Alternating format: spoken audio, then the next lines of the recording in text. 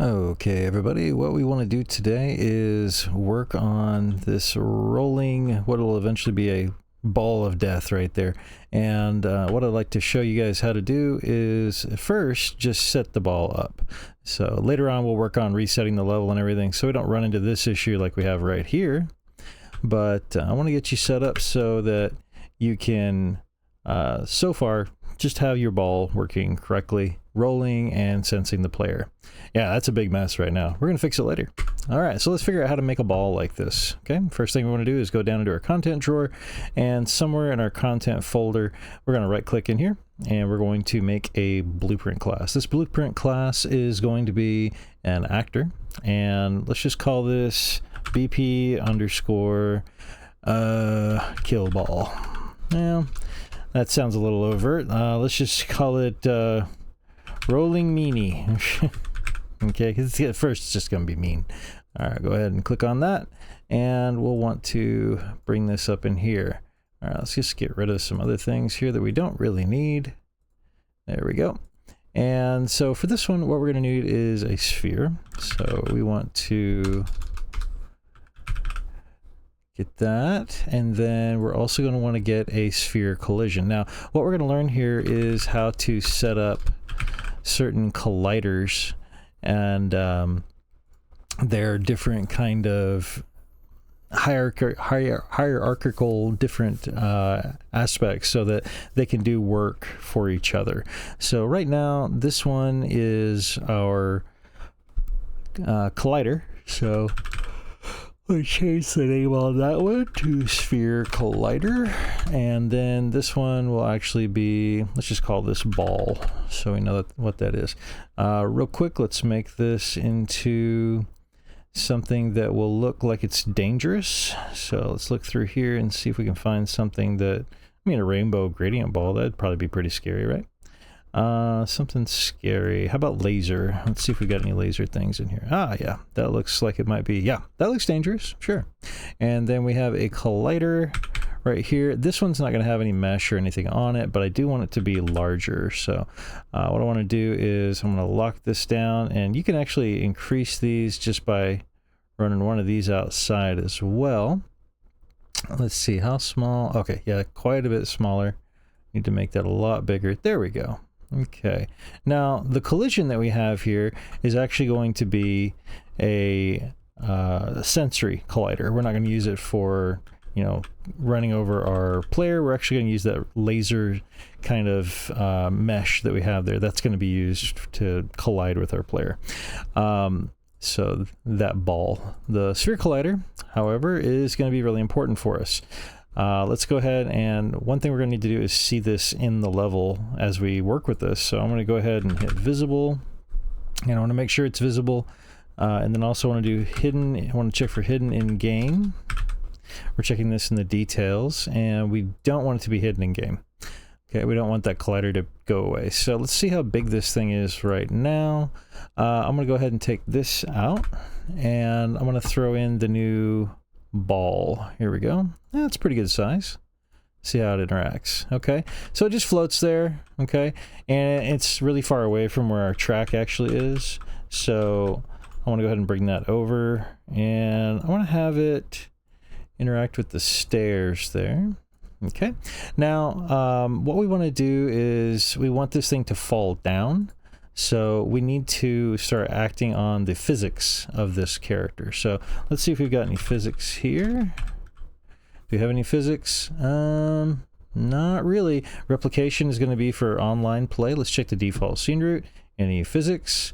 No, not really. Physics is only going to be kicking in for these components right here. See, we have a simulate physics option. So what I want to do is my ball, the actual thing we see, is going to be the element that we want responding to physics. Now, I'll kind of get into why we don't want to do this with the sphere collider, but let's just go ahead and try it, and let's start seeing some of the errors we're going to see here. Okay, so notice the ball falls, but the other ball, the sphere collider, it doesn't. So that can be a bit of an issue. Also, I think I want this thing to be a lot larger. So I want to highlight both of these, and I want to go up to my scale tool and I want to scale all of these together.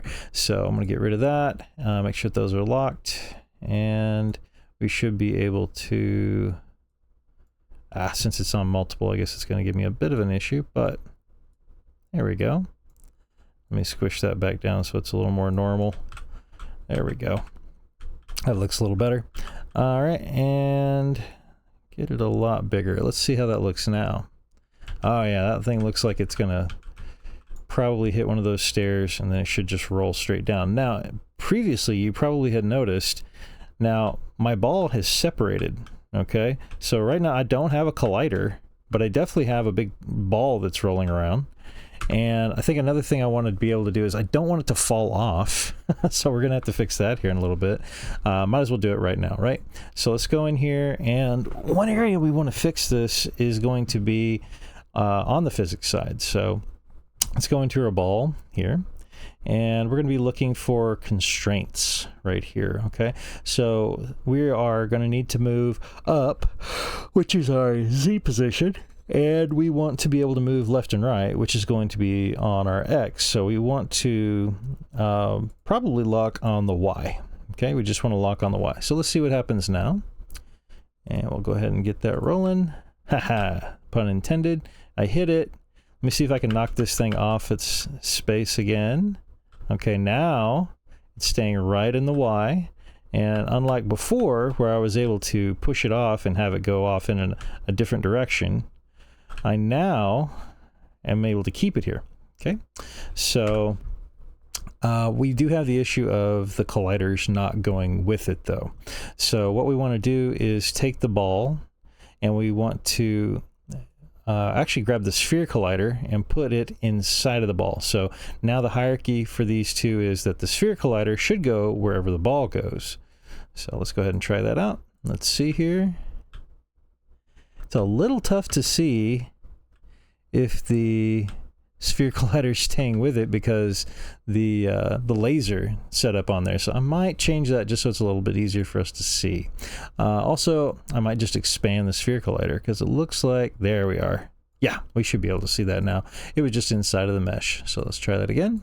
Okay, there we can see it. It is staying with it. Okay. And you'll also notice if I can get on top of here, I'm really only interacting with the ball itself. I'm not interacting with the collider. So just something to kind of keep in mind. All right, let's go back to the rolling meanie here. And since the collider is now something we want to be able to talk with our player, a couple things we want to be able to do. The sphere collider itself, we need to go to the collider on that one. Let's see. Oh, collision, not collider. Collision, there we go. It's set for overlap right now. So that means that it will be able to get information from our player. Okay. And then if we go over to the ball, it's set for block. So everything there means that this is what's going to be pushing our character around. Okay. Now, one thing I want to show you real quick is if the sphere collider has physics on, just like the ball does, then you can end up with a little bit different effect. So I'm going to go ahead and hit play. Okay. And you might have noticed there, it might have been a little tough to see, but the sphere collider just completely fell off the stage. If you look right there, you'll see it fall right through. And now this ball can't interact with anything because the part that we had sensing our player is not there anymore. So you can also see up here in the errors that we're getting that if you set to simulate physics but collision enabled is incompatible, we're going to end up with an error there. So simulation options are going to be really having a fit. So go back to your collider on this one, just uncheck simulate physics. You can leave enable gravity on there, it's fine. We'll keep it with everything. But as far as the ball's concerned, you want to make sure physics is enabled because we want it to bounce around and hit walls and things like that. Okay, so as far as this is concerned, we just want to show that we can actually make this find something. So we'll go in here, and we want to show that that the ball can sense the player. So what we'll do is we will click on the sphere collider. We're going to do a event begin overlap. Okay, you got that. We're going to do a cast just like we usually do. Cast to character side. There we go. It's our side scrolling character. We're going to hook up our actor to the object, and then if that is truly our side scrolling character, what we want to do is I'm going to print a message to the screen and just say hello. Okay, and or we could say gotcha. Yeah, there we go. All right, let's see what happens. Let it roll down here and get us. Bam, gotcha. Okay, and it'll keep firing as long as I don't die. Okay, and pretty soon I'll show you how to do the other little pieces where we can make this work a little bit differently. Also, if you might notice, this also responds to the character walking on it to kind of give it a little bit of motion. So if you want to use that as some kind of feature in your game, hey, there you go. Okay, whee. All right, I'll see you guys in some more tutorials another time.